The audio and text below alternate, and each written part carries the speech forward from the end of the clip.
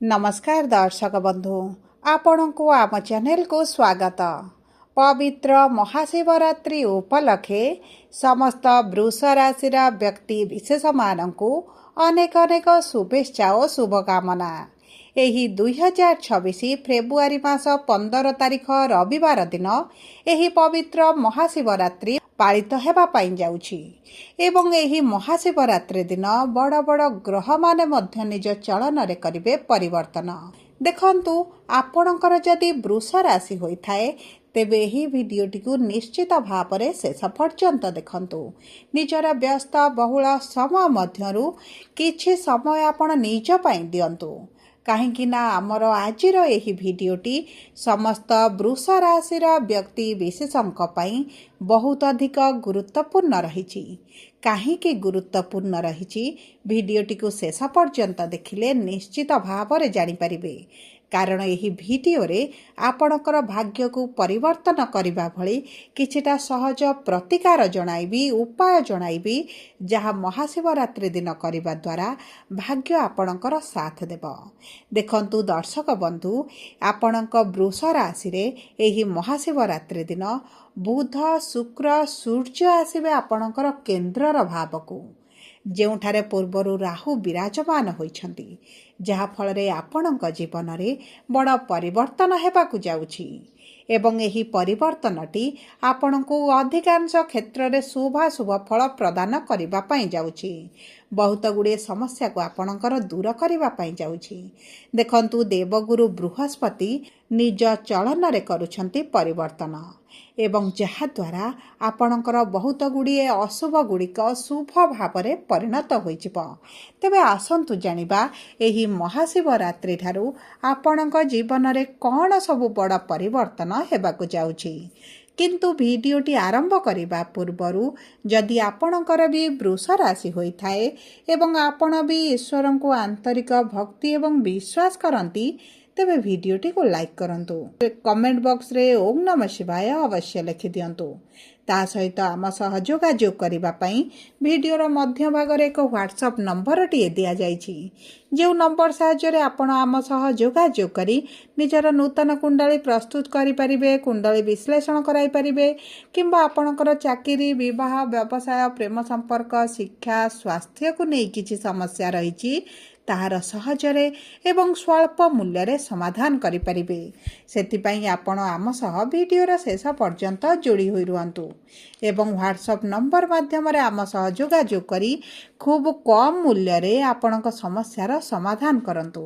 एबे आसंतु कार्यक्रमटी को आगो को बढ़ाइबा एवं जानिबा केउ केउ बड़ परिवर्तन आसीबो एही प्रमुख ग्रह मानकर राशि परिवर्तन रे आपणक जीवन रे विशेष भाव रे एही महाशिवरात्रि परठारु।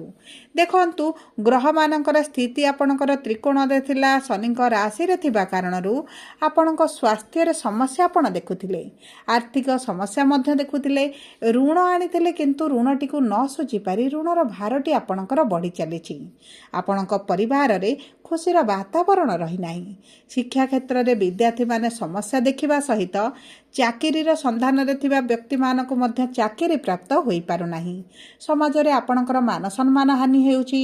संतान संततिक पई दंपति माने मध्य चिंतित अछंती। पितामाता मानकर मध्य चिंता वृद्धि पाइछि।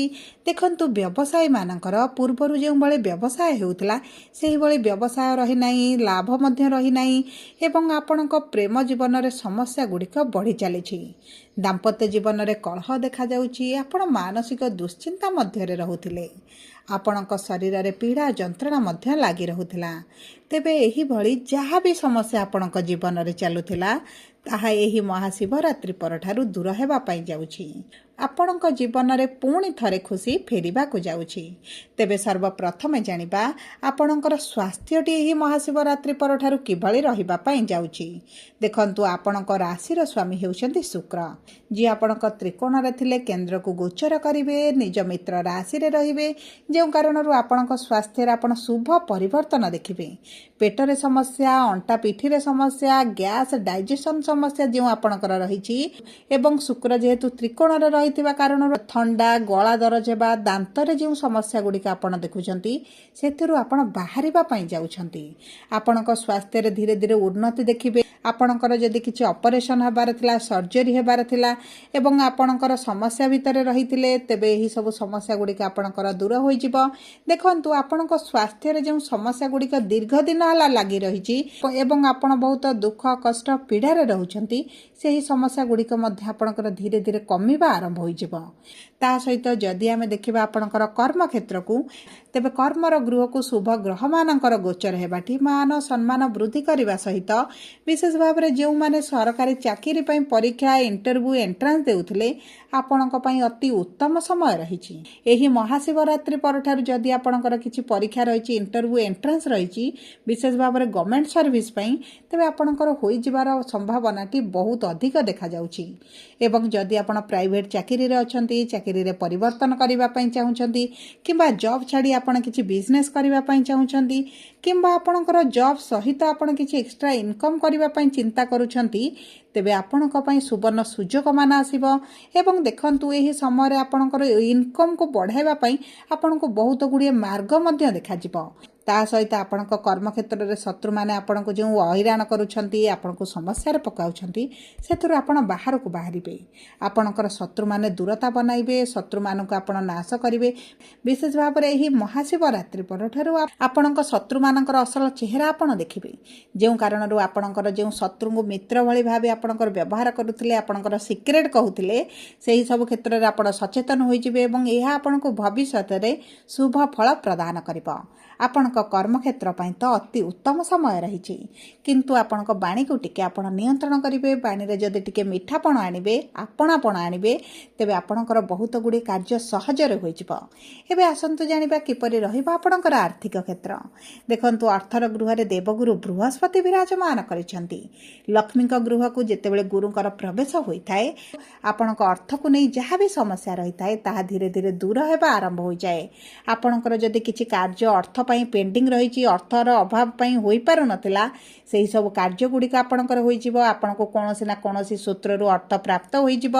ଅର୍ଥର ଅଭାବକୁ ନେଇ, ଅର୍ଥର ଟେନସନକୁ ନେଇ ଆପଣଙ୍କର ଯେଉଁ ସ୍ୱାସ୍ଥ୍ୟଟି ଖରାପ ରହୁଛି, ସେଥିରେ ମଧ୍ୟ ପରିବର୍ତ୍ତନ ଆସିବ। ଦେଖନ୍ତୁ, ଆପଣ ଯଦି କିଛି ପ୍ରପର୍ଟି କିଣିବା ପାଇଁ ଚାହୁଁଥିଲେ, ବିକ୍ରି କରିବା ପାଇଁ ଚାହୁଁଥିଲେ କିମ୍ବା ପ୍ରପର୍ଟି ସମ୍ବନ୍ଧିତ କିଛି ସମସ୍ୟା ଆପଣଙ୍କର ଲାଗି ରହିଛି, ସେଥିରୁ ଆପଣ ବାହାରକୁ ଆସିବେ। ଆପଣଙ୍କର ଲୋନ୍ କରଜ କିଛି ନା କିଛି ମାତ୍ରାରେ ଆପଣ ଶୁଝିଦେବେ ଏବଂ ଯଦି ଆମେ ଦେଖିବା ଆପଣଙ୍କର ଅଯଥା ଖର୍ଚ୍ଚ ଗୁଡ଼ାଏ କିଛିଟା କମିଯାଇପାରେ। ତା ସହିତ ଯଦି ଆମେ ଦେଖିବା ଆପଣଙ୍କର ଶିକ୍ଷା କ୍ଷେତ୍ରକୁ, ତେବେ ଦେଖନ୍ତୁ, ଶିକ୍ଷାର ଗୃହର ସ୍ୱାମୀ ହେଉଛନ୍ତି ବୁଧ, ଯିଏ ଆପଣଙ୍କର କେନ୍ଦ୍ରରେ ବିରାଜମାନ କରିବେ। ଆପଣଙ୍କ ଶିକ୍ଷା କ୍ଷେତ୍ରରେ ସମସ୍ୟା ରହିଥିଲା, ଆପଣଙ୍କର ପାଠରେ ମନ ଲାଗୁନଥିଲା, ପଢ଼ୁଥିଲେ ପାଠ ମନେ ରହୁନଥିଲା ଏବଂ ଦେଖନ୍ତୁ, ଏହିସବୁ ସମସ୍ୟା ଗୁଡ଼ିକ ଆପଣଙ୍କର ଦୂର ହେବ। ଆପଣଙ୍କର ପରୀକ୍ଷା ଯଦି ରହିଛି, ଇଣ୍ଟରଭ୍ୟୁ ରହିଛି, ଏଣ୍ଟ୍ରାନ୍ସ ରହିଛି, ସେଥିରେ ଆପଣଙ୍କୁ ଶୁଭ ଫଳ ପ୍ରାପ୍ତ ହେବ। ଆପଣ ଶିକ୍ଷା ସମ୍ବନ୍ଧିତ ଯଦି କିଛି ବଡ଼ ନିଷ୍ପତ୍ତି ନେବେ, ତେବେ ମଧ୍ୟ ତାହା ଆପଣଙ୍କ ପାଇଁ ଭବିଷ୍ୟତରେ ଆପଣଙ୍କୁ ଶୁଭ ଫଳ ପ୍ରଦାନ କରିବ। ଆପଣ ଉଚ୍ଚଶିକ୍ଷା କରିବା ପାଇଁ ଯଦି ଚାହୁଁଥିଲେ କିମ୍ବା ଆପଣ ପାଠ ପଢ଼ିବା ପାଇଁ ବାହାରକୁ ଯିବା ପାଇଁ ଚାହୁଁଥିଲେ, ତେବେ ଏହିସବୁ କ୍ଷେତ୍ର ପାଇଁ ଭାଗ୍ୟ ଆପଣଙ୍କ ସାଥ ଦେଉଛି। ଆପଣଙ୍କ ସନ୍ତାନ ସୁଖରୁ ଯଦି ଆପଣ ବଞ୍ଚିତ ରହିଛନ୍ତି, ସନ୍ତାନ ପ୍ରାପ୍ତିର ତ ବହୁତ ଭଲ ଯୋଗ ଆପଣଙ୍କର ବନୁଛି। କିମ୍ବା ଆପଣଙ୍କର ପୂର୍ବରୁ ସନ୍ତାନ ଅଛି କିନ୍ତୁ ସନ୍ତାନକୁ ନେଇ ଆପଣ ସମସ୍ୟାରେ ଅଛନ୍ତି, ଚିନ୍ତାରେ ଅଛନ୍ତି, ଟେନସନରେ ଅଛନ୍ତି, ବିବାହକୁ ନେଇ ହେଉ, ସ୍ୱାସ୍ଥ୍ୟକୁ ନେଇ ହେଉ, କ୍ୟାରିୟରକୁ ନେଇ ହେଉ, ତେବେ ଏହିସବୁ ଚିନ୍ତା ଗୁଡ଼ିକ ଆପଣଙ୍କର ଦୂର ହୋଇଯିବ। ଆପଣଙ୍କ ସନ୍ତାନଙ୍କର ଭାଗ୍ୟ ମଧ୍ୟ ତାଙ୍କ ସାଥ ଦେବା ଆରମ୍ଭ କରିବ। ଏବଂ ଯଦି ଆମେ ଦେଖିବା ଆପଣଙ୍କ ପ୍ରେମ ସମ୍ପର୍କକୁ, ତେବେ ପ୍ରେମ ସମ୍ପର୍କ ଆପଣଙ୍କର ଅତି ଉତ୍ତମ ରହିଛି। ଆପଣଙ୍କ ସାଥୀଙ୍କ ସହିତ ଏକତ୍ର ସମୟ ଅତିବାହିତ କରିବେ। ସାଥୀଙ୍କ ସହିତ କୌଣସି ସ୍ଥାନକୁ ବୁଲିବାକୁ ଯାଇପାରନ୍ତି। ଉଭୟ ବିବାହ କରିବା ପାଇଁ ମଧ୍ୟ ନିଷ୍ପତ୍ତି ନେଇପାରନ୍ତି ଏବଂ ଦେଖନ୍ତୁ, ଆପଣଙ୍କ ବିବାହ ପାଇଁ ମଧ୍ୟ ଅତି ଉତ୍ତମ ସମୟ ରହିଛି। ଯଦି ଆମେ ଆପଣଙ୍କ ବିବାହ ଏବଂ ବୈବାହିକ ସମ୍ପର୍କକୁ ଦେଖିବା, ତେବେ ଦେଖନ୍ତୁ, ମଙ୍ଗଳଙ୍କର କେନ୍ଦ୍ରକୁ ଗୋଚର ହେବା ଏବଂ ସପ୍ତମାଧିପତି ମଙ୍ଗଳ ହୋଇଥିବାରୁ ଆପଣଙ୍କ ବିବାହ ପାଇଁ ମଧ୍ୟ ଯୋଗ ବନୁଛି। ଯଦି ଆପଣଙ୍କର ବୃଷ ରାଶି ହୋଇଥାଏ ଏବଂ ଆପଣଙ୍କର ବିବାହରେ ବିଳମ୍ବ ହେଲାଣି, ବିବାହ ପାଇଁ ଆପଣଙ୍କର ଅର୍ଚ୍ଚନା ଆସୁଛି, ବାଧାବିଘ୍ନ ଆସୁଛି, ବିବାହ ପ୍ରସ୍ତାବ ଠିକ୍ ହୋଇପାରୁନି, ତେବେ ଏହି ସମସ୍ୟା ଗୁଡ଼ିକ ଦୂର ହୋଇଯିବ। ଆପଣଙ୍କର ବିବାହ ମଧ୍ୟ ହୋଇପାରେ। ଦେଖନ୍ତୁ, ବୈବାହିକ ସମ୍ପର୍କ ପାଇଁ ଏହି ମହାଶିବରାତ୍ରି ପରଠାରୁ ବହୁତ ଭଲ ସମୟ ଆସିବ। ଆପଣଙ୍କ ସାଥୀଙ୍କ ସହିତ ଆପଣ କିଛି ନା କିଛି କିଛି ତ ବଡ଼ ନିଷ୍ପତ୍ତି ନେଇପାରନ୍ତି, ଗୃହକୁ କିଛି କ୍ରୟ କରିପାରନ୍ତି ଏବଂ ଆପଣଙ୍କ ସାଥୀଙ୍କ କ୍ୟାରିୟରରେ ଯଦି ସମସ୍ୟାଟି ରହିଥିଲା, ଚାକିରିର ସମସ୍ୟାଟି ରହିଛି, ବ୍ୟବସାୟର ସମସ୍ୟା ରହିଛି, ତାହା ଦୂର ହୋଇଯିବ। ଏବଂ ଆପଣଙ୍କ ସାଥୀ ଯଦି ପାର୍ଟନରସିପ୍ରେ କିଛି କାର୍ଯ୍ୟ କରୁଛନ୍ତି, ତେବେ ଜାଣନ୍ତୁ ଆକାଶ ଛୁଆଁ ସଫଳତା ତାଙ୍କୁ ମିଳିବା ପାଇଁ ଯାଉଛି। ଯଦି ଆମେ ମୋଟାମୋଟି ଭାବେ ଦେଖିବା, ଆପଣଙ୍କର ଭାଗ୍ୟ ଆପଣଙ୍କର ସାଥ ଦେବା ପାଇଁ ଯାଉଛି। ସବୁ ପରେ ଅଶୁଭତ୍ୱକୁ ଦୂର କରି ଶୁଭାଶୁଭ ଫଳକୁ ବୃଦ୍ଧି କରିବା ପାଇଁ ଆପଣ ଏହି ମହାଶିବରାତ୍ରି ଦିନ ମହାଦେବଙ୍କ ମନ୍ଦିରରେ ଜଳ ଅର୍ପଣ କରିବା ସହିତ ଯଦି କିଛି ମିଶିରି ଭୋଗ ଲଗାନ୍ତି, ଆପଣଙ୍କ ପାଇଁ ଶୁଭଦାୟକ ରହିବ। ତା ସହିତ ଆପଣ ମହାଦେବଙ୍କ ପାଖରେ 21ଟା ବେଲପତ୍ର ହେଉ କିମ୍ବା 108ଟା ବେଲପତ୍ର ଯଦି ଚଢ଼ାନ୍ତି, ତେବେ ମଧ୍ୟ ମହାଦେବଙ୍କର ସମ୍ପୂର୍ଣ୍ଣ ଆଶୀର୍ବାଦ ଆପଣଙ୍କ ଉପରେ ରହିବ। ଆପଣ ଜାଗରର ବ୍ରତ ରଖନ୍ତୁ ଏବଂ ଚେଷ୍ଟା କରନ୍ତୁ, ଯଦି ଆପଣଙ୍କ ପାଖରେ ଚନ୍ଦ୍ରଶେଖରଙ୍କ ମନ୍ଦିର ରହିଛି, ତେବେ ସେଠାରେ ତ ନିଶ୍ଚିତ ଭାବରେ ଆପଣ ପୂଜାର୍ଚ୍ଚନା କରନ୍ତୁ ଏବଂ ସୂର୍ଯ୍ୟଙ୍କୁ ପ୍ରାତଃ ସମୟରେ ଜଳ ଅର୍ପଣ କରନ୍ତୁ, ହନୁମାନ ଚାଳିସା ପାଠ କରନ୍ତୁ। ମହାଦେବଙ୍କ ମନ୍ଦିର ଡାହାଣ ପାର୍ଶ୍ୱରେ ଗଣେଶ ଭଗବାନଙ୍କ ପାଖରେ ଲଡ଼ୁ ଏବଂ ଦୁବ ଘାସ ଅର୍ପଣ କରନ୍ତୁ। ଆପଣଙ୍କର ବହୁତ ଗୁଡ଼ିଏ ମନସ୍କାମନା ପୂରଣ ହୋଇଯିବ। ଯଦି ଆପଣଙ୍କର ବୃଷ ରାଶି ହୋଇଥାଏ, ଭିଡ଼ିଓଟି କିଭଳି ଲାଗିଲା କମେଣ୍ଟ ବକ୍ସରେ ଲେଖି ଜଣାନ୍ତୁ। ଧନ୍ୟବାଦ।